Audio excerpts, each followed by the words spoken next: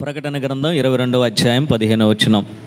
కుక్కలును మాంత్రికులను వ్యభిచారులను నరహంతకులను విగ్రహారాధికులందరూ అబద్ధమును ప్రేమించి జరిగించు ప్రతివాడును వెలుపట ఉందరు. ప్రియులారా, శ్రద్ధగా కొద్ది నిమిషాలు దేవుని వాక్యం మీద మనసు పెడదాం. ఈ ఆరాధనలో పరిశుద్ధాత్మదేవుడు మనలను ప్రేమించి మన ఆత్మీయ క్షేమం కొరకు మనతో మాట్లాడుచున్న వాక్య భాగం ప్రకటన గ్రంథం 22వ అధ్యాయం 15వ వచనాన్ని మూలముగా చేసుకొని మనతో మాట్లాడాలని ఆశపడుతూ ఉన్నారు. ఈ చదవబడిన వచనములో నరకానికి వెళ్ళిపోయే వారి యొక్క జాబితా, ఒక లిస్టును పరిశుద్ధాత్మదేవుడు రాయించాడు. ఈ మాట విన్నప్పుడు మీలో ఆ వాక్యం చూచి చదివిన వారికి, లేక చదివేటప్పుడు శ్రద్ధగా విన్నవారికి ఒక డౌట్ రావాలి. ఆ డౌట్ ఏంటంటే, అయ్యగారు నరకానికి వెళ్ళిపోయే లిస్టు అక్కడ రాయించబడి ఉన్నది అని అంటున్నారు, కానీ ఆ వచనములో నరకము అనే పేరే లేదు కదా, మరి మీరేంటి ఇట్లా చెప్తారు అని అంటారేమో. పరిశుద్ధ గ్రంథమైన బైబిల్లో నరకానికి కొన్ని పేర్లు ఉన్నాయి, కొన్ని పర్యాయ పదాలు ఉన్నాయి. పాతాళము అని దానికి పేరు, చీకటి బిలము అని దానికి పేరు, బయట ఉందురు అన్న దానికి పేరు, అగ్ని ఆరదు పురుగు చావదు అన్న దానికి పేరు, అడుగులేని స్థలము గొయ్య అన్న దానికి పేరే. ఇప్పుడు ఇక్కడ చదువుకున్నాము వెలుపట ఉందురు అన్నాం. ఆ వెలుపట ఉండటము అనేది కూడా నరకానికి దేవుడు తెలియజేస్తున్న అనేక పర్యాయ పదాలు పేర్లలో ఒక పదము వెలుపట. పరిశుద్ధ గ్రంథమైన బైబిల్లో నరకమునే వెలుపట అనే పదముతో కూడా పిలుస్తూ ఉంటారు. ఇది మీకు అర్థం కావటానికి యేసుక్రీస్తు వారు చెప్పిన అనేక ఉపమానాల్లో ఒక ఉపమానాన్ని మీ మధ్యలోకి తీసుకొస్తున్నా. ఒక యజమానుడట పెండ్లి విందుని ఏర్పాటు చేశాడు. దానికి అందరూ అర్హులే, ఆహ్వానితులే. కానీ ఒక షరతు, పెండ్లి వస్త్రము ధరించి రావాలి. సరే, ఆ టైము స్టార్ట్ అయ్యింది. విందులో ప్రతివాడు తమ తమ పంక్తిలో కూర్చొని భోజనం చేస్తుండగా ఆ యజమానుడు వచ్చి ఆ భోజనశాలలో అందరినీ గమనిస్తూ ఉండగా ఒక మనుష్యుడు యజమానుడికి కంటిలో దృష్టిలో పడ్డాడు. ఆ మనుష్యుడు భోజన పంక్తిలో తన వరుసలో కూర్చొని ఆరగిస్తున్నాడు, లేక సిద్ధపడుతున్నాడు, కానీ ఎటువంటి స్థితిలో ఉన్నాడంటే పెండ్లి వస్త్రము లేనివాడిగా కూర్చున్నాడు. అప్పుడు ఆ యజమానుడు వెళ్ళి, స్నేహితుడా, పెండ్లి వస్త్రము లేక ఇక్కడికి ఎలాగ వచ్చితివి అని నిలదీసి అడిగాడు. చివరికి ఏ సరి అయిన సమాధానం లేకపోయేసరికి, ఇన్ని వేల మందిలో నువ్వు ఒక్కడవే కదా, చూచిచున్నట్లు వదిలేస్తానులే అని అనలేదు. యజమానుడట తన సేవకులను పిలిపించి, ఇతని కాళ్ళు చేతులు కట్టి బంధించి వెలుపట పారవేయండి, వెలుపట విసిరివేయండి అని అన్నా. అక్కడ ఇంకో మాట ఎక్స్ట్రా పరిశుద్ధాత్మదేవుడు యేసు నోటన పలికింపజేశాడు. ఆ మాట ఏంటంటే వెలుపట విసిరివేయండి అనని కంటిన్యూషన్ ఏమంటుందంటే, అక్కడ ఏడ్పును పండ్లు కొరుకుటయు ఉండును అనన్నా. అంటే నరకానికి పెట్టబడిన అనేక పేర్లలో, పదాలలో ఒకటి వెలుపట. ఈ ఆరాధనలో వాక్యం వింటున్న స్నేహితుడా, సంగమా, ఈ ఆరాధనకు వచ్చిన వాక్యం వింటున్న మనందరి పట్ల దేవునికి ఒక ప్రధానమైన ఆకాంక్ష ఉన్నది. ఆ ఆకాంక్ష ఏంటంటే, ఈయన పిల్లలందరూ లోపల వారిగా ఉండాలి, వెలుపటి వారిగా, బయట వారిగా ఉండకూడదు. అర్థమవుతుందా? ఈ ఆరాధనలో నిన్ను నన్ను ప్రేమిస్తూ మనందరి పట్ల దేవుడు ఒక ఉన్నతమైన ఆలోచన కలిగి ఉన్నాడు. ఆలోచన ఏంటంటే, ఈయన కుమారుడు, ఈయన కుమార్తె లోపల వారిగా ఉండాలి, కానీ బయట వారిగా, వెలుపటి వారిగా ఉండరాదు అని దేవుని ఆకాంక్ష. అందుకే మన భారతదేశంలోనే కాదు, ప్రపంచంలో ఎక్కువగా ఏ చర్చి ముందైనా 90% చర్చి ముందు ఏమని రాయబడి ఉంటుందంటే, యెహోవా వలన ఆశీర్వదించబడిన వాడా లోపలికి రమ్ము, బయట నిలువనేలా అనే మాట, ఒక పదం, ఒక వాక్యం మనం చూడగలుగుతాం. సో దేవుని చేత రక్షించబడిన, ఆశీర్వదించబడిన ఆయన పిల్లలుగా పిలువబడుతున్న మనందరము లోపటి వారిగా ఉండాలి, కానీ బయట వారిగా, వెలుపటి వారిగా ఉండరాదు. అది దేవుని ఆకాంక్ష. మరి ఆరాధనలో యవన బిడ్డ, స్నేహితుడా, సంగమా, యేసే వస్తే ఈ నిమిషంలో నీవు లోపటికి వెళ్ళే వ్యక్తిగా ఉన్నావా, బయట పారవేయబడే వ్యక్తిగా ఉన్నావా? ఇక్కడికి ఎక్కిరమ్ము అని కడబూర ధ్వని వినబడితే నువ్వు లోనికి ప్రవేశించే వ్యక్తిగా ఉన్నావా, వెలుపట విడవబడే వ్యక్తిగా ఉన్నావా? ఆ దినములలో 10 మంది కన్యకలట. యేసయ్య చెప్పాడు కదా, పెండ్లి కుమారుని రాకడ కొరకే ఎదురు చూస్తున్నారట. రానే వచ్చింది గడియ, పెండ్లి కుమారుడు వేంచేసి ఉన్నాడు హో అనే ఒక చాటింపు, ఒక శబ్దం వినపడింది. కానీ బాధాకరమైన విషయం ఏంటంటే అప్పటి వరకు ఒకే సంఘం, ఒకే ఆరాధన, ఒకే వాక్యం, ఒకే నడిపింపు. కానీ ఆ శబ్దం వినపడగానే కొందరేమో లోనికి వెళ్ళారు, అంతట తలుపు మూయబడెను. కొందరేమో బయటే వెలుపటే ఉన్నారట. ప్రభు రాకడ దినాల్లో ఉన్నాం సంగమా, స్నేహితుడా. ముఖ్యంగా గత 2020 నుండి మీరు జాగ్రత్తగా ఆలోచన చేస్తే బైబిల్లో ప్రభు తెలియజేస్తున్న ప్రతి రాకడ సూచన నెరవేర్పు అతి త్వరితగతిన జరిగిపోవటం కల్లారా మనం చూస్తూ ఉన్నాం. ఎక్కడ నెమ్మది లేదు, ఎక్కడ ప్రియులారా ప్రశాంతత లేదు. మన కంఠములో నుండి ప్రాణం ఎప్పుడు బయటికి వెళ్ళిపోద్దో గ్యారంటీ లేదు. ఆయన గగనమును చీల్చుకొని ఎప్పుడు ఆ ద్వారము నుండి బయటికి వచ్చి మధ్యాకాశానికి రాబోతున్నాడా మనల్ని కొనిపోవటానికి, మనము గ్యారంటీ వారంటీ లేని దినాల్లో ఉన్నాం. ప్రియులారా, సమయం తక్కువగా ఉంది కాబట్టి క్లుప్తపరుస్తూ ముఖ్యమైన పాయింట్లోనికి వచ్చేస్తూ ఉన్నాం.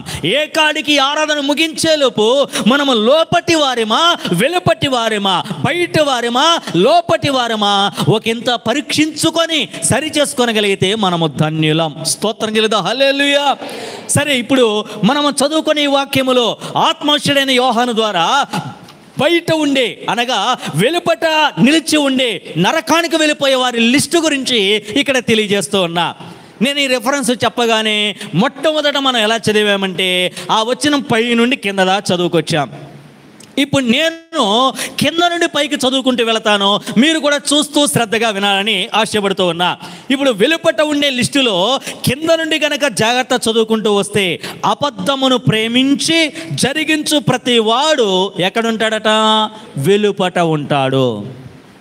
తర్వాత విగ్రహారాధికులందరూ ఎక్కడుంటారట? వెలుపట ఉంటారు. ఆ తర్వాత నరహంతకులందరూ ఎక్కడుంటారట? వెలుపట ఉంటారు. వ్యభిచారులందరూ వెలుపట ఉంటారు. మాంత్రికులందరూ వెలుపట ఉంటారు. వీరందరూ వెలుపట అనే నరకానికి వెళ్ళిపోతారు. మొహమాటమే లేకుండా పరిశుద్ధాత్మ దేవుడు రాయిస్తూ ఉన్నా. ఎందుకు వీళ్ళందరి గురించి చెబుతున్నాడు తెలుసా? వీళ్ళందరూ మనుష్యులుగా పుట్టి మానవత్వం మరచి దేవుడెవరో గ్రహించక, దేవుడెవరో గ్రహించినా ఆయనకి ఇష్టలుగా బ్రతకక తమ ఇష్టానుసారమైన క్రియలతో నడుస్తూ ఉన్నారు గనక, అవకాశాలన్నీ చేజార్చుకుంటున్నారు గనక ఇప్పుడు ఈ లిస్ట్ అంతా దేవుడు తెలియజేస్తూ వీళ్ళందరూ వెలుపటికి వెళ్ళిపోతారట. ఇప్పుడు నేను కింద నుండి చదువుతా, పైకి వచ్చేసరికి ఓ పాయింట్ వదిలేసా. అది మీరు క్యాచ్ చేశారో లేదో, ఇప్పుడు దాని దగ్గరికి వస్తానా. ఇప్పుడు ఆ లిస్టులో కింద నుండి చదువుకుంటే చివరగా ఒక పేరుంది, పై నుండి చదివితే అసలు స్టార్టింగే ఒక పేరుంది. ఆ పేరేంటి? కుక్కలును ఆఖరలైన ఏంటి? వెలుపట ఉందురు అని. ఇప్పుడు కుక్కలు కూడా ఎక్కడ ఉంటాయట? అందరూ చెప్పాలి, నాకు వినపడలా. వెళ్ళేటప్పుడు మజ్జిగ తాగెళ్దాం, స్వరం ఇప్పుదాం. ప్రియులారా, కుక్కలను ఎక్కడుంటాయట? వెలుపట ఉంటాయట. నేను ఈ మాట చదివినప్పుడు నాలో చాలా ఆశ్చర్యకరమైన ప్రశ్నలు రేగాయి. ఏంటి కుక్కలు వెలుపట ఉంటావేంటి? అంటే కుక్కలు కూడా నరకానికి వెళ్తాయా? కుక్కలు కూడా పాతాళానికి వెళతాయా? కుక్కలు కూడా అగ్నిగుండానికి వెళతాయా? ఒకవేళ కుక్కలకు కూడా నరకం ఉంది అని అంటే ఇప్పుడు మనందరం, మనకే కాదు కుక్కలకు కూడా సభలు పెట్టాలి. కుక్కల సువార్త సభలో, యవన కుక్కల సభ, ఆడ కుక్కల మీటింగు. ఎక్కడన్నా ఇలాంటి టైటిల్ చూసారా? ఎక్కడన్నా ఇలాంటి సభలు పెట్టడం చూసారా? కుక్కలకి స్తుతి కోటాలు, ప్రార్థనా కోటాలు ఏర్పాటు చేయడం చూసారా? అయ్యగారు ఎక్కడైనా కుక్కలకు కూడి పెడతాం కానీ కుక్కలకు కోటాలు ఎక్కడ పెడతామండి? అంతే కదా, అవునా కదా? నేను అబద్ధం ఆడుతున్నానా? కుక్కలకి కూడి పెడతాం కానీ కుక్కలకి కోటాలు ఎవరు పెట్టం. మరి ఇక్కడ పరిశుద్ధాత్మ దేవుడు చూడండి, ప్రారంభమే ఆ లిస్టులో కుక్కలను ఆఖరికి దేవుడు అంటున్నాడు వెలుపట ఉంటారు అని అంటున్నారు. కుక్కలు వెలుపట ఉండటం ఏంటి? కుక్కలు నరకానికి వెళ్ళటం ఏంటి? కుక్కలు అగ్నిగుండానికి వెళ్ళటం ఏంటి? నేను చెప్తాను, కుక్కలే కాదు, ఈ ప్రపంచములో మనిషి తప్ప ఏ జీవరాశి ఉన్నా ఆ జీవరాశులకి పరలోకము లేదు, నరకము లేదు. అర్థమైంది అనుకుంటున్నా. ఈ ప్రపంచంలో మనిషికి తప్ప మిగతా ఏ జీవరాశులైనా, కుక్కలైనా, పందులైనా, ఏ జీవరాశులైనా, గగనములో ఎగిరేవైనా, నీటిలో సంచరించేవైనా, భూమి మీద తిరిగేవైనా, గాల్లో ఎగిరేవైనా, మిగతా ఏ జీవరాశులకి పరలోకము లేదు, నరకము లేదు. ఎందుకంటే వాటన్నిటినీ కలుగునుగాక అంటే కలిగాయి అంతే. కానీ మనకు మాత్రమే పరలోకమా, నరకమా? ఎందుకంటే మనలను కలుగునుగా కానీ కలుగజేయలా, మనలను మట్టిని తీసి తన పోలికలో సృజించి తన జీవాత్మను మనలోనికి ఓదగా మనము చెలించు ప్రాణులముగా మారాం. స్తోత్రం చెల్లిద్దాం, హల్లెలూయా. వాళ్ళన్నిటికీనేమో మిగతా జీవరాశులకి ప్రాణమే ఉంటుంది, మనలో జీవాత్మ ఉన్నది, దేవుని ఆత్మ ఉన్నది. దేవుడు మనకు అనుగ్రహించిన జీవాత్మను మనం కలిగి ఉన్నాం గనక ఇప్పుడు అథవా నరకమే కానీ పరలోకమే కానీ ఉంటే గింటే ఎవరికి ఉంటుందంటే మనుషులకు తప్ప కుక్కలకు కానీ మిగతా ఏ జీవరాశులకు లేదు, ఉండదు. మరి ఇక్కడ ఎందుకు కుక్కలు అని పేరు రాయించారు? ఇక్కడ ప్రస్తావించబడిన కుక్కలు అంటే మనము ఇళ్లల్లో పెంచుకునే పెంపుడు కుక్కలని కాదు, లేదా పోలీసు వారు పెంచుకునే పోలీసు కుక్కలని కాదు, లేదా ఈ వీధుల్లో ఎటు పడితే అటు తిరుగుతూ ఈ మధ్య కుక్కలు కరిసేయని ఎక్కువ అడవులు జరుగుతూ ఉన్నాయి కదా, అలాంటి బజారు కుక్కలు, వీధి కుక్కలని కాదు. మరి ఇక్కడ కుక్కలు అనే ప్రస్తావన ఎందుకు వచ్చింది అని అంటే, మనిషిగా పుట్టి ఆయన ఆత్మను పొందుకున్న వారిగా ఉన్నాము అనుకుంటూ కుక్క లాంటి తత్వాలతో బ్రతుకుతున్న మనుషులు నరకానికి వెళ్ళిపోతారట. అర్థమవుతుందా? పేరుకు మనం మనుషులమే, అమ్మా అయ్యా వినండి, పేరుకు మనము మానవులమే, స్త్రీ పురుషులమే, కానీ మనలో దేవుని గుణాలు ఉండక, మానవత్వాలు ఉండక కుక్క బుద్ధులు ఏలుబడి చేస్తున్నాయట. అలాంటి కుక్క తత్వం, కుక్క బుద్ధులు కలిగిన ప్రతి వ్యక్తి, వారు రెవరెండ్ అయినా, బిషప్ అయినా, ఆర్డినరీ పర్సన్ అయినా, వాళ్ళు కుక్క బుద్ధి కలిగి ఉంటే ఖచ్చితంగా కుక్కలు, ఆ కుక్కలను అనుసరించే ప్రతి ప్రియులరా వ్యక్తులు నరకానికి వెళ్ళిపోతారు, వెళ్ళిపోట ఉంటారు.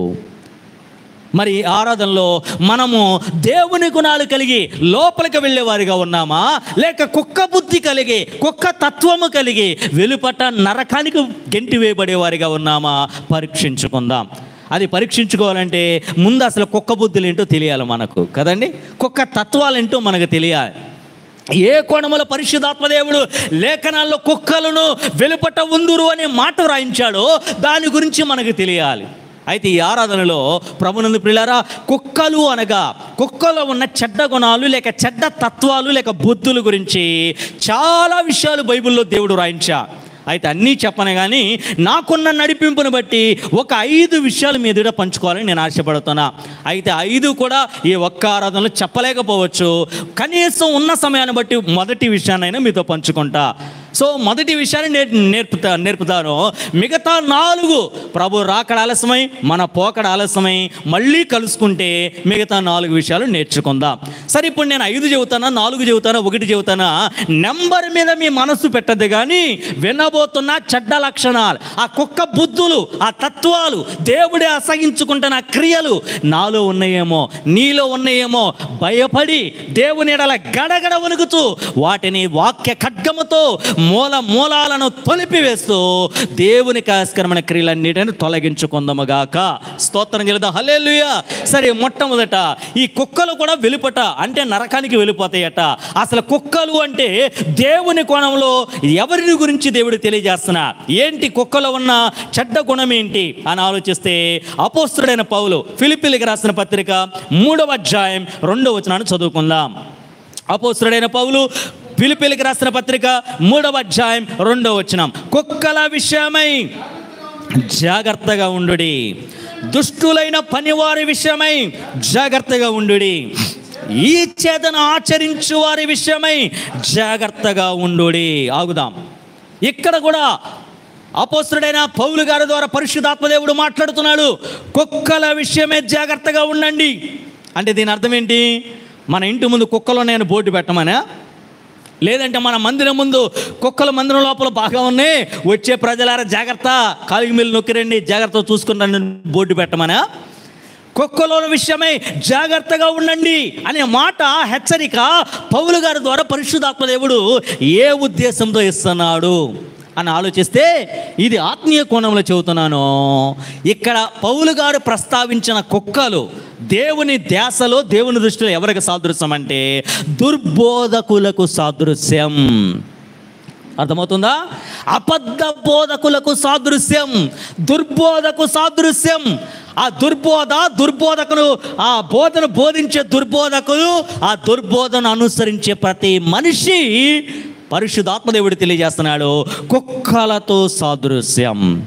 అందుకే ఇక్కడ పౌలు ఫిలిప్పీ పత్రికలో మాట్లాడుతూ ఉన్నాడు. ఏమన్నా తెలుసా? ఏ ఫిలిప్పీ సంఘమా, కుక్కల విషయమే జాగ్రత్తగా ఉండండి. ఎవరయ్యా కుక్కలు?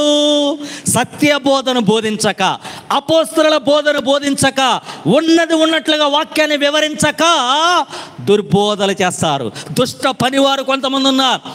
ఉన్నవి లేనట్టు, లేని ఉన్నట్టు కల్పిత బోధలు చేసేవారు కొంతమంది ఉన్నారు. ఆ దుర్బోధకులనే కుక్కల విషయమే జాగ్రత్త పడండి సంగమా అని ఫిలిప్పీ పత్రికలో దేవుడు పౌలు గారి ద్వారా మాట్లాడుతూ ఉన్నా. సో ఇప్పుడు మీరు వినండి, కుక్కలు వెలుపట ఉంటారు అంటే అర్థం ఏంటి తెలుసా? కుక్కలు అనగా మొదటి అర్థము దుర్బోధకులు. ప్రియులారా, ఆ దినాల్లో పౌలు గారి కాలంలో ఆ సంఘాల్లో ఒక దుర్బోధ భయంకరంగా నాటుకుపోతుందట. ఆ దుర్బోధ పేరు ఏంటంటే నోస్టిజం. వింటున్నారా? ఆ దుర్బోధ ఏంటంటే నోస్టిజం అనే దుర్బోధ. నోస్టిజం అంటే ఈ బోధ చేసేవాళ్ళు ఏమంటారంటే, ఏ సంగమా, ప్రజలారా, యేసు దేవుడు కాదు, ఆయన దేవదూతలలో ఒక దేవదూత అంతే. అర్థమవుతుందా?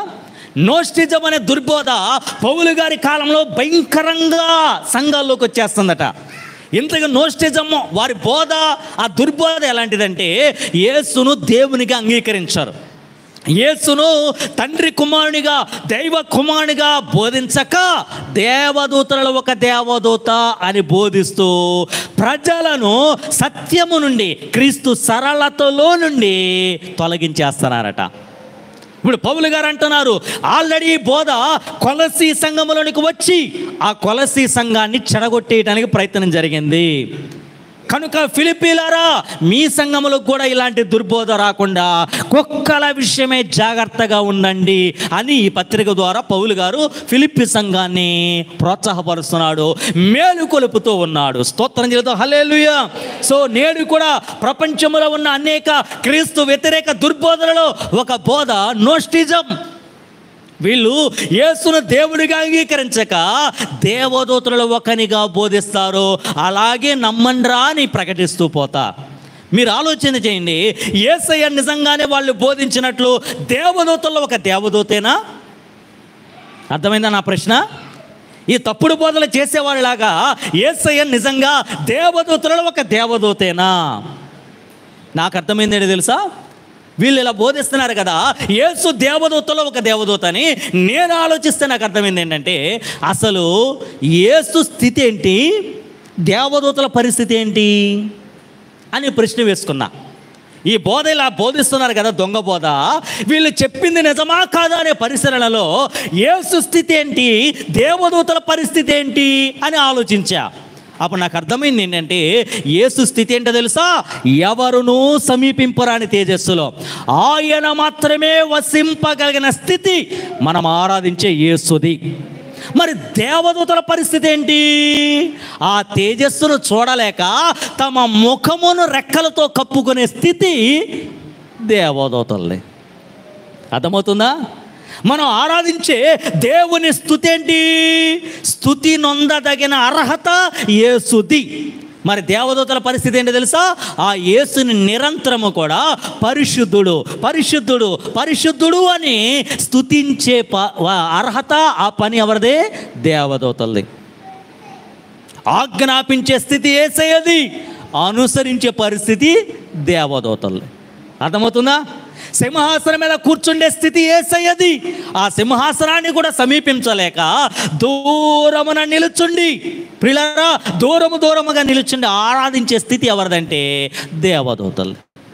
ఇంత వ్యత్యాసము దేవునికి దేవదూతలకి మధ్యలో ఉంటే ఈ దుర్బోధ, ప్రియులారా, వీళ్ళు ఏమని బోధిస్తున్నారంటే, ఈ సత్యము మనకు అర్థం కానియకుండా, ఈ అవగాహన మనలోనికి రానియకుండా వీళ్ళు ఏం చేస్తున్నారో తెలుసా?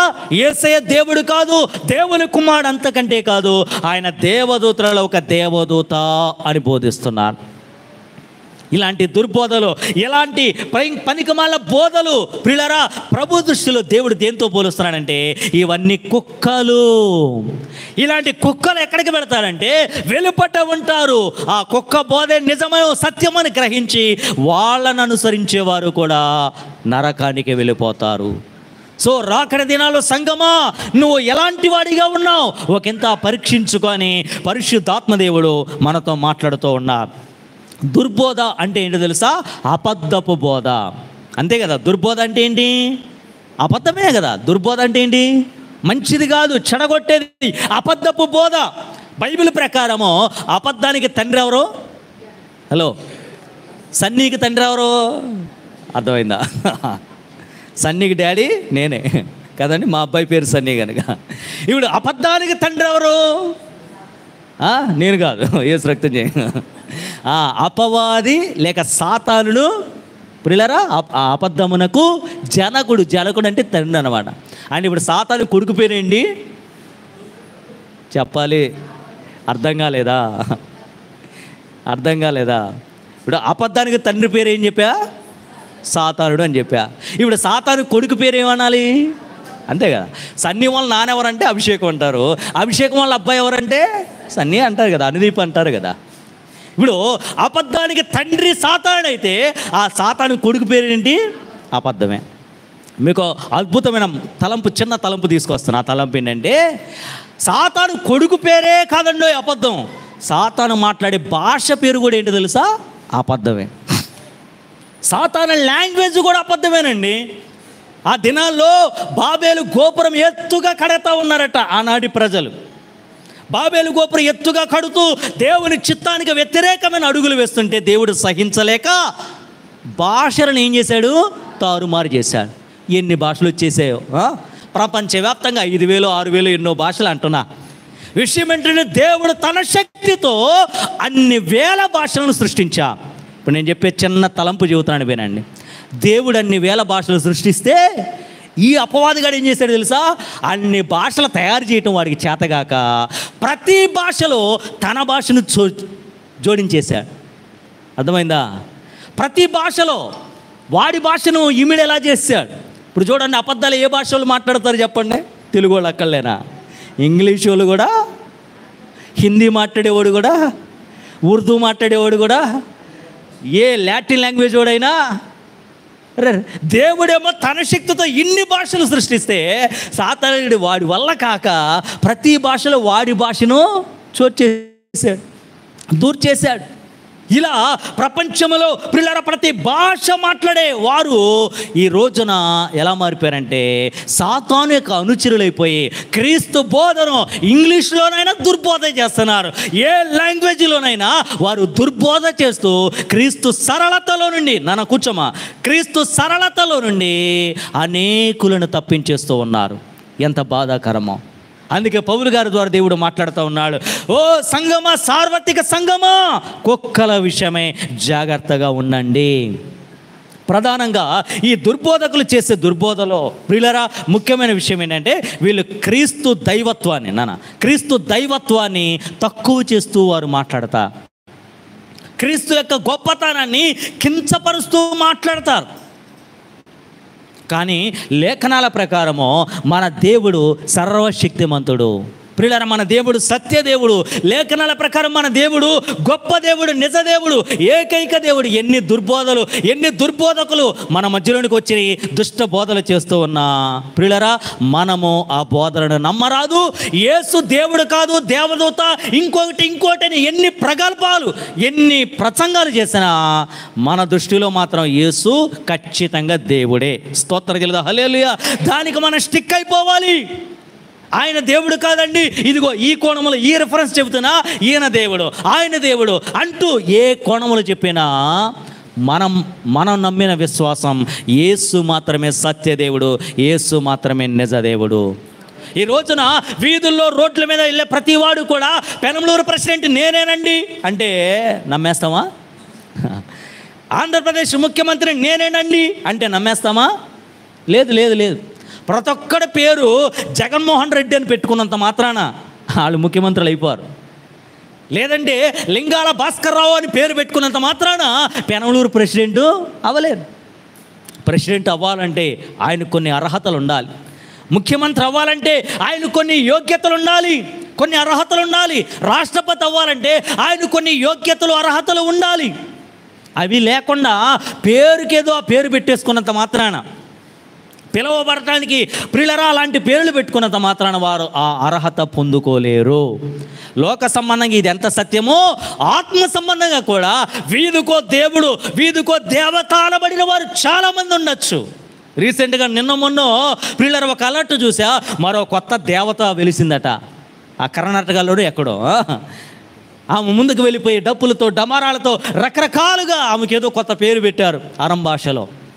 ప్రియులరా, ఇలాంటి వీధికొక, రోడ్డుకొక, సందుకొక దేవుళ్ళు, దేవతలు ఎంతమంది వెలిసినా ఏకైక దేవుడు, సత్య దేవుడు మాత్రం యేసు ఒక్కడే. స్తోత్రం చెల్లుదా, హల్లెలూయా. అందుకే పెద్దలు అప్పుడప్పుడు అంటూ ఉంటారు ఏమనంటే, పందికి 10 మంది పిల్లలు ఉన్నా ఏమి లాభం రా, సింహానికి ఒక్కడే కొడుకున్నా. బా, అర్థమైందా? పందికి 10 మంది పిల్లలున్నా ఉపయోగం లేదట. ఎందుకని?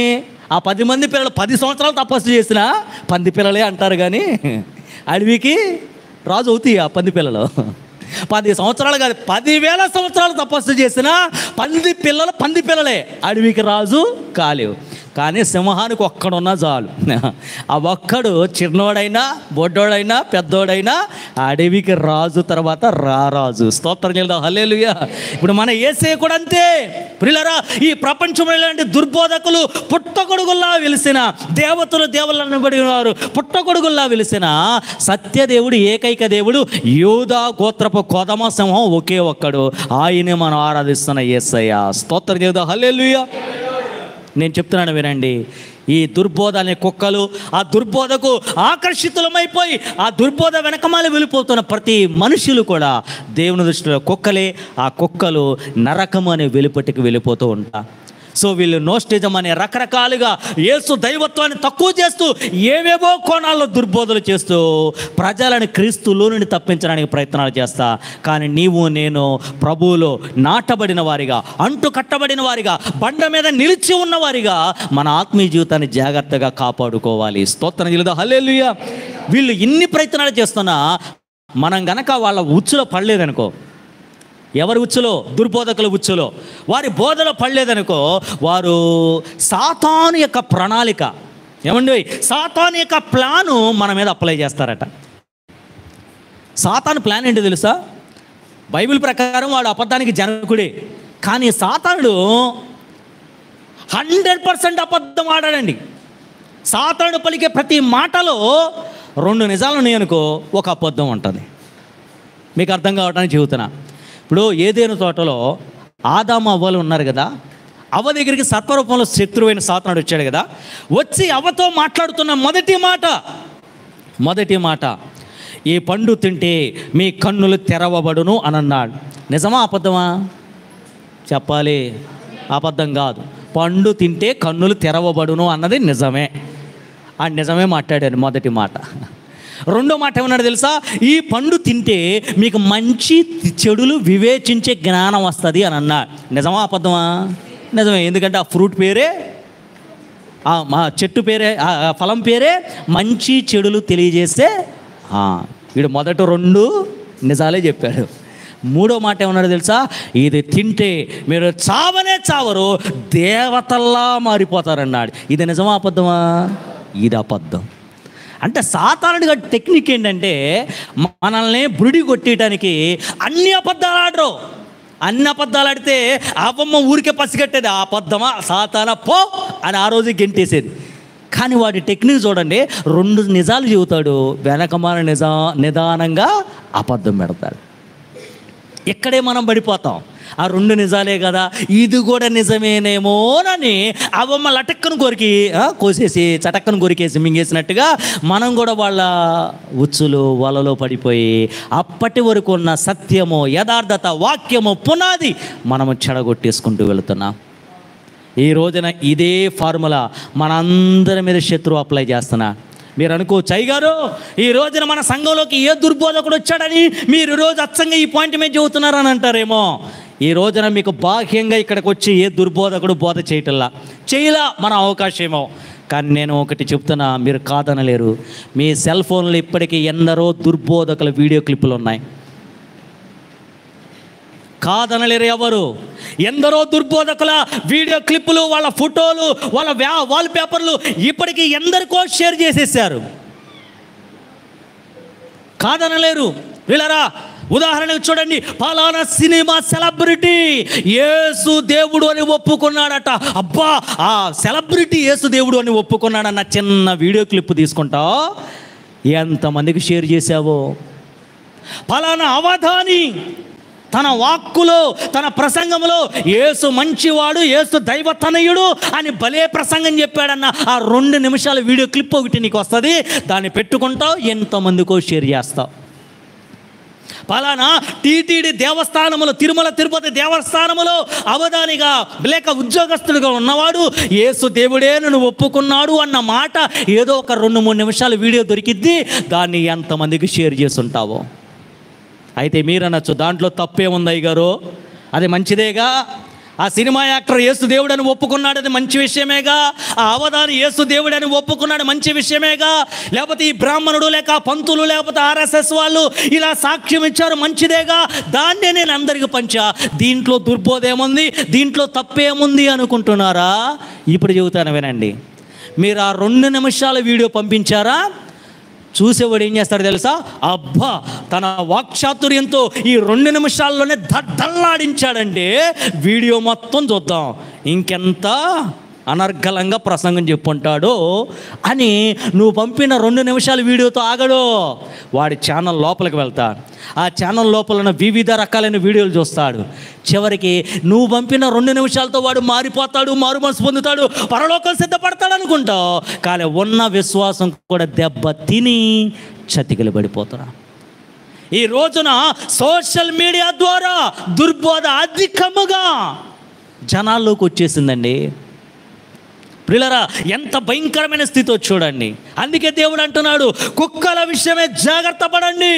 ఏది పడితే అది సత్యమని, ప్రియులారా అదే వాక్యమని మీరు నమ్మి అలా మీరు చేయక దేవుని వాక్యము దగ్గరకు వచ్చి, సంగమా మీరు వింటున్నది, మీరు చూస్తున్నది సత్యమైనదా కాదా బేరీజు వేసుకొని కుక్కల విషయమే జాగ్రత్తగా ఉండండి అని అంటున్నాడు. ఈ ఆరాధనలో సంగమా, స్నేహితుడా, వాక్యం వింటున్న దేవుని సమాజమా, ఈ రోజున చాలామంది దేవుని పిల్లలు ఎలా తయారైపోయారంటే, క్షమించండి మీరందరం మంచోళ్ళే మన సంఘ బిడ్డలు, కానీ చాలా చోట్ల ఎట్లయిపోయిందంటే వాళ్ళ సంఘములో వాళ్ళ కాపరి లేక వాళ్ళ కాపరి కింద జత పని వారు వీళ్ళు చెప్పేది ఎక్కదండి, వీళ్ళు చెప్పేది నచ్చదండి.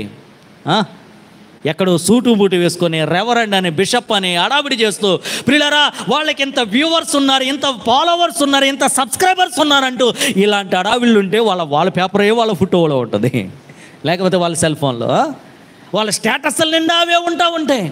ప్రియులారా మీరు మంచిదే పెట్టుకుంటున్నారు, కాదంటలేదు, కానీ అది ఎంతవరకు సత్యబోధగా ఉంటున్నది, ఎంతవరకు జీవితాలను ప్రభావితం చేసేదిగా ఉంటున్నది, లేక చెడగొట్టేదిగా ఉంటుందో ఆలోచిస్తున్నావా?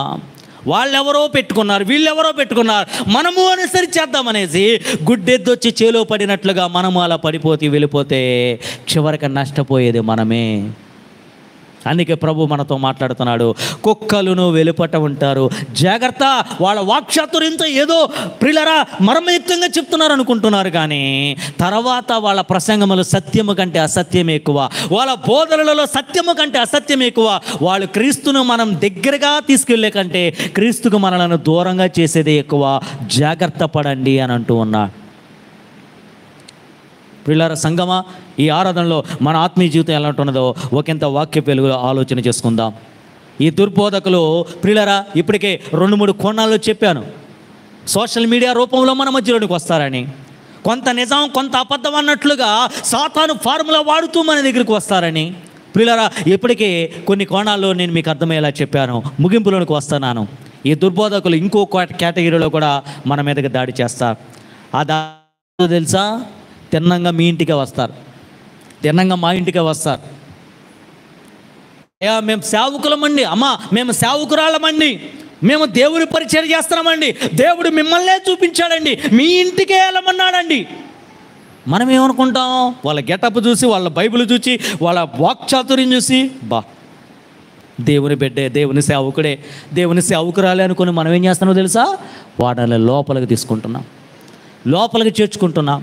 చివరికి వాళ్ళు లోపలికి వచ్చాక ఏం చేస్తారో తెలుసా, కళ్ళు మూసుకొని ప్రార్థన చేసి చీకటి కనపడుతుంది. నువ్వు కళ్ళు మూసుకొని నీకు కనపడేది చీకటే, నేను కళ్ళు మూసుకుంటే నాకు కనపడేది చీకటే, ఇంకేం కనపడదు. కళ్ళు తెరితేనే వెలుగు చూస్తాం, బయటికి చూస్తాం. వీళ్ళు కళ్ళు మూసుకొని చీకటి కనపడుతుంది. 3 వారాలు ఉపవాస ప్రార్థనలు పెట్టుకోమని దేవుడు చెబుతున్నాడు, నన్ను జరిపిమంటున్నాడు. 7 వారాల సువార్త లేక ఉపవాస ప్రార్థన పెట్టమంటున్నాడు, నన్ను వచ్చి చేయమంటున్నాడు మీ ఇంటిలో. నిజంగా జ్ఞానవంతులమైతే, అయ్యా వింటున్నారా, నిజంగా దేవుని వాక్యానుసారంగా ఎదిగేవారం అయితే అలా దర్శనం చెప్పినా, అలా కొత్తగా మీ ఇంటికి వచ్చిన వాళ్ళతో ఏమంటావు, ఓ దేవుడు 3 వారాలు చెప్పారా, అయితే ఓ పని చేస్తాను అయ్య గారు. ఆ పని ఏంటంటే, మాకు సంఘ కాపురు ఉన్నాడు, మాకు సంఘం ఉంది, మాకు సేవకుడు ఉన్నాడు, మా అయ్యగారితో చెప్పి అయ్యగారికి ఏ వారం కుదిరితో మీకు చెబుతా, మా సంఘంతో పాటు మా అయ్యగారితో పాటు మీరు రండి అనాలి. కానీ మనం ఏం చెబుతామో తెలుసా, ఇలా చెప్పాం, మన అయ్యగారికి కూడా లేదురా, ఎంత పవర్ఫుల్ ఏంటిది వరం, కళ్ళు మూసుకొని చెప్పేసే వరం, కళ్ళు తెరిచి చెప్పేసే వరం.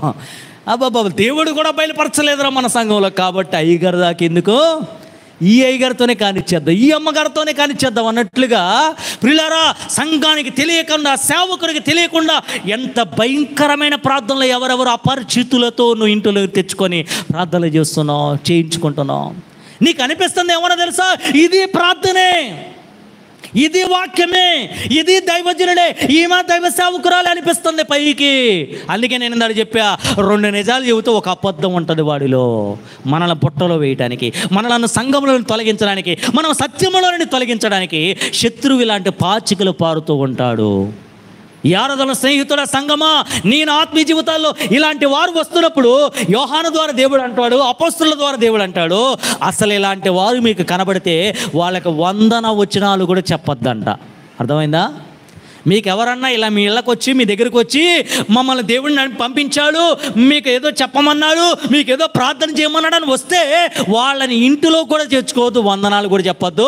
మాకు సంఘం ఉంది, సేవకుడు ఉన్నాడు, మేము అక్కడ ప్రార్థన చేయించుకుంటాము అని వాళ్ళని బయటే పంపించేయాలట. ఇంత విపులంగా ఎందుకు చెబుతున్నాను జాగ్రత్త వినండి. అంతకుముందు వారంలో ఇక్కడ కూడా ఒక అమ్మాయి ఇచ్చింది, అర్థమవుతుందా? మనమందరి దగ్గరికి, మా ఇంటికి కూడా ఒక అమ్మాయి వచ్చింది, ఓ పెద్ద ఆవిడే, బహుశా మా అమ్మ ఏజ్ ఉంటుంది 50, 50, 52 అట్లా ఉంటుంది. వైజాగట దేవుడు నడిపించాడట, అటు ఇటు వెళ్తూ ఈ ఊరు వస్తే మనల్ని చూపించాడని, మన సంఘాన్ని చూపించి ఇక్కడికి వెళ్ళమన్నాడంట. ఊరి నాయన, మరి ఆమెకు చూపించింది దేవుడు మాకు చూపించాలి, మనకి చూపించాలిగా. పలానా ఆమెను నేను పంపిస్తున్నాను, ఆమెను వాడుకోండి, ఆమెతో ప్రార్థనలు చేయించుకోండి, ఆమెతో బలపడండి, మరి మనకి చూపించాలిగా. కొంచెం వాకింగ్ జీవితం కొంత అవగాహన ఉంది కాబట్టి నిలబెట్టి బయట పంపించేసామ్మా. మాకు సంఘం ఉంది, మేము సేవకులమే, మాకు ఒక నడిపింపు ఉంది, మాకు ఒక కట్టడం ఉంది, మీకోసం మేము ప్రార్థన చేస్తాం, మా పేరు చెబుతున్నా, మా కోసం మీ ఇంట్లో నువ్వు ప్రార్థన చేసుకో, నీ బోధ నేను వినను, నేను చెప్పాల్సింది నువ్వు వినొద్దు, నేను ఇప్పుడు పిల్లల కోసం వెళ్తున్నానని కరెక్ట్గా ఆ పిల్లల స్కూల్ లాస్ట్ డేనో ఆ బిఫోర్ డేనో అలా జరిగింది. పిల్లల అంతకుముందు వారంలో జరిగిన విషయం. ఈ రోజున ఇలాంటి బైబిల్ పట్టుకొని లేక కరపత్రాలు అంటూ వాళ్ళు వీధుల్లో పంచుకొని వెళ్ళిపోతే పర్లా, కానీ దేవుడు వెళ్ళమన్నాడు, దేవుడు మాట్లాడమన్నాడు, దేవుడు ప్రార్థన చేస్తే మిమ్మల్ని చూపించాడు, మీ ఇంట్లో ఇన్ని వారాలు పెట్టమన్నాడు, ఇలాంటి నాటకాలు ఆడుతూ వచ్చారనుకోండి, అలాంటి వారిని చేర్చుకోవద్దు, అలాంటి వారి బుట్టలో మీరు పడద్దు. మీ సత్యములో దేవుడు మిమ్మల్ని నడిపిస్తున్న సహవాసంలో నిలిచి ఉండండి అని ఆరాధనలో ప్రభు మనతో మాట్లాడుతున్నారు. అలాంటి కేటగిరీ అంతా కూడా కుక్కలే. ఆ కుక్కలు వెలుపట ఉంటారు. వారిని అనుసరించే ప్రతి వారు కూడా ఆ కుక్కకు మనవరాళ్ళు అనమాట. కుక్కకు బంధువులు అయిపోతారు. ఆ కుక్క ఎటు పోతే దాని వెనకమాలే వెళ్ళిపోతూ ఉంటారు. సో అందుకే దేవుడు అంటున్నాడు, కుక్కల విషయమే జాగ్రత్తగా ఉండండి. సోషల్ మీడియా ద్వారా మనల్ని ప్రభావితం చేయడానికి చూస్తారు, లేదా ఇళ్ళకు వచ్చి ప్రభావితం చేయడానికి చూస్తారు, లేదా బోధలు చేస్తూ మనలను క్రీస్తు సరళతల నుండి తప్పించడానికి వారు ప్రయత్నాలు చేస్తూ ఉంటారు. ఈ ఆరాధనలో స్నేహితుడా, నేను స్వస్థత వాక్యం చెప్పటలా, ఆశీర్వాద వాక్యం చెప్పటలా, మీకేదో దీవెనలు వస్తాయని ఈ ఆరాధనలో ఎందుకో పరిశుద్ధాత్మ దేవుడు ఇలాంటి భూ సంబంధమైన ఆ ప్రాస్పరిటీ సంబంధమైన వాక్యాలు మీకు అందించటలా. ఈ ఆరాధనలో ఈ రోజున దేవుడు అందించే వాక్యం మీ ఆత్మీయ క్షేమాభివృద్ధి కోసం అందించే వాక్యం. స్తోత్రం చెబుదాం, హల్లెలూయా. మీరు ఆత్మలో బలపడటం కోసం, రాకడ కొరకు సిద్ధపడటం కోసం దేవుడు మీకు నాకు అందిస్తున్న వాక్యం. సో ఈ ఆరాధనలో మరి వాక్యాన్ని బట్టి మన ఆత్మీయ జీవితం ఎలా ఉందో పరీక్షించుకుందాం. ఇలా చెప్పాలంటే దుర్బోధకుల ఆ ప్రణాళికలు రకరకాలుగా ఉన్నాయి. కొంతమంది ఏమో స్వస్థతలే లేవంటారు. మా అయ్యగారు ఏసు రక్తం రాసుకోమన్నాడు, ప్రార్థన చేసుకోమన్నాడు, స్వస్థత వస్తుంది అన్నాడు అని అంటే వాళ్ళ మనల్ని పిచ్చోళ్ళని చూసినట్టు చూస్తారనమాట. స్వస్థతలే లేవు, అద్భుతాలే లేవు, అవి ఎప్పుడో ఆ కాలంలో యేసు కాలంలో జరిగిపోయాయి. ఇప్పుడు అంతా వాక్యమే. ఇలాంటి స్వస్థత వ్యతిరేకమైన దుర్బోధలు కూడా వస్తాయి. కానీ వాక్యంలో ఉన్నాయి. మనము నమ్ముతున్న సిద్ధాంతం ఖచ్చితంగా యేసు స్వస్థపరిచే యెహోవా రాఫా. స్తోత్రం చెల్లుదా, హల్లెలూయా. ఆయన ఎలాంటి రోగానైనా స్వస్థపరుస్తాడు. ఆయనకు అసాధ్యమైంది ఏదీ లేదు. నాకు ఆశ్చర్యం అనిపించింది ఏంటో తెలుసా, ఆయన జీవించిన కాలంలో ఎందరో గుడ్డోళ్లకు దేవుడు ఏం చేశాడు, కన్నులు తెరిచాడు, చూపును ప్రసాదించాడు. అంటే చిన్న తలంపు చెబుతున్నాను వినండి, మీరు ప్రోత్సహించబడతాడని.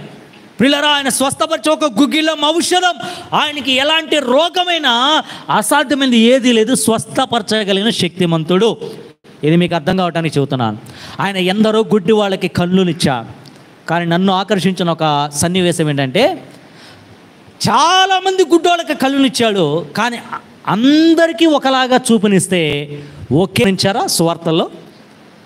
మిగతా గుడ్డోళ్ళు 10 మంది గుడ్డోళ్ళు వచ్చారనుకో, ఆ 10 మందికి నువ్వు నమ్మినట్లే నీకు చూపు కలుగునుగాక అన్నాడంతే, లేదా చెయ్యి పెట్టి చూపు కలుగునుగాక అన్నాడంతే. కానీ ఒక్కడికి మాత్రం ఈ 10 మంది కళ్ళు తెరిచినట్లుగా కళ్ళు తెరవాల. వీడికి స్పెషల్గా చేశాడు, డిఫరెంట్గా చూపునిచ్చాడు. అది ఎట్లనో తెలుసా, తన ఉమ్మినట నేల మీద వేశాడు, బురదలా చేశాడు. ఆ బురదను తెచ్చి కళ్ళ మీద పెట్టాడట. ఎవరో? యేసయ్య. కళ్ళ మీద పెట్టి పోయి సీలోయమన కోనేట్లో కడుక్కోన్నాడట. కడుక్కోగానే చూపు వచ్చేస్తుంది అన్నాడట. ఒరే, ఇంత లెందీ ప్రాసెస్ ఎందుకు? భర్తిమై ఉన్నాడు త్రోవ పక్కన ఎరుకో వీధుల్లో. బోధకుడా, దావీదు కుమారుడు కరుణించువాలంటే, సరే నీకేం కావాలంటే, నాకు చూపు కావాలన్నాడు. నువ్వు కోరినట్లు అగునుగాక అన్నాడు. చూపు వచ్చేసింది. మరి ఇంతమందికి సింపుల్గా చూపునిచ్చింది దేవుడు, ఒకడికి మాత్రం ఏం చేశాడు తెలుసా, ఉమ్ము ఊసి బురద చేసి ఆ బురదను ఇక్కడ రాసి పోయి కడుక్కోమని అప్పుడు చూపు వస్తుందని అన్నాడు. ఇంత ప్రాసెస్ ఎందుకు చేశాడు తెలుసా?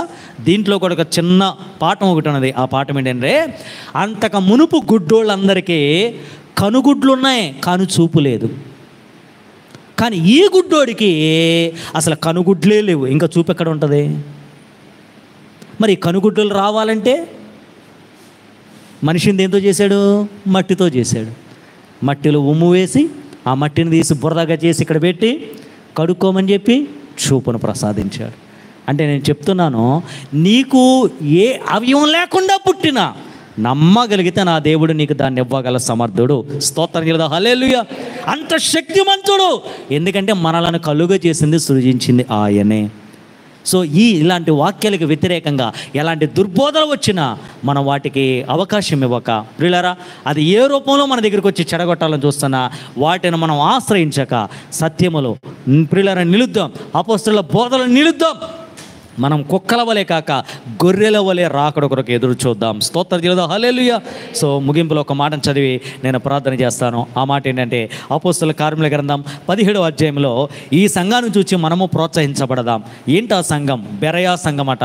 ఈ బెరయాలో ఉన్న క్రైస్తవులను గురించి దేవుడు ఒక అద్భుతమైన సాక్ష్యం ఇస్తూ ఉన్నాడు. అపోస్తలుల కార్యములు 17వ అధ్యాయం 10-11 వచనాలు.